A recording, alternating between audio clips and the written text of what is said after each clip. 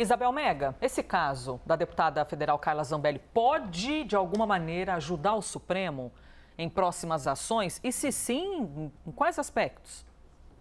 Isso é bem interessante, Elisa. Assim, conversando com vários juristas, a gente percebe o quanto as questões jurídicas e políticas se entrelaçam nesse caso da deputada Carla Zambelli.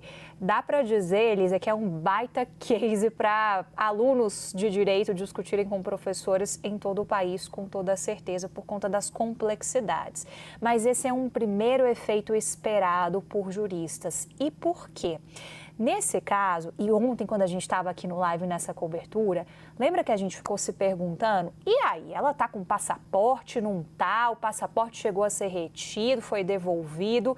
Ela, de fato, estava com o passaporte dela. Ao longo do live a gente foi construindo essa informação juntas. E aí, qual que é a questão, né?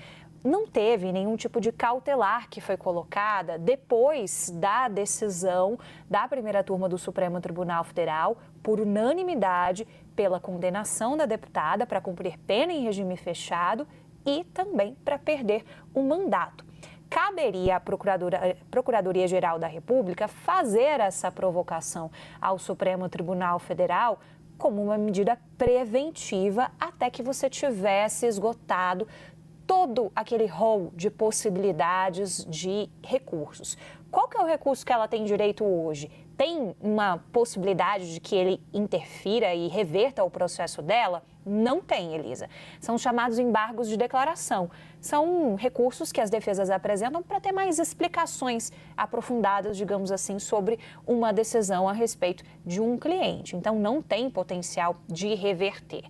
Uma vez que, nesse caso, houve uma espécie ali de cochilo, dá para a gente interpretar assim, tem gente fazendo essa análise da Procuradoria-Geral da República, você também pode criar um efeito de, em casos futuros, e aí seja sobre parlamentares bolsonaristas, sobre o próprio ex-presidente Jair Bolsonaro, sobre aqueles réus lá naquela ação penal do 8 de janeiro, ou sobre outros casos, que o Supremo Tribunal Federal utilize de forma didática o que aconteceu no caso Zambelli para ter determinações que provoquem essas cautelares, essas prevenções. Para isso, claro, tem que ser provocado pela Procuradoria-Geral da República. Então, o efeito que é esperado no mundo jurídico é tornozeleira eletrônica para monitorar os movimentos de futuras pessoas que se envolvam em alguma implicação similar à de Carla Zambelli, você ter proibição de acesso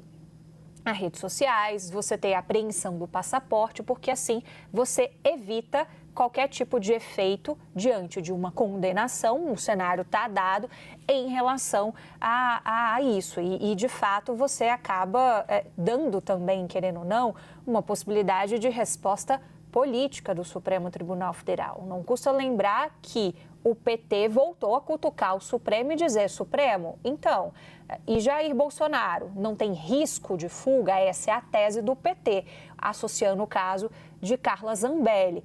Então, esse efeito é possível de ser observado a longo prazo, segundo juristas, com o Supremo um pouco mais precavido para outras situações.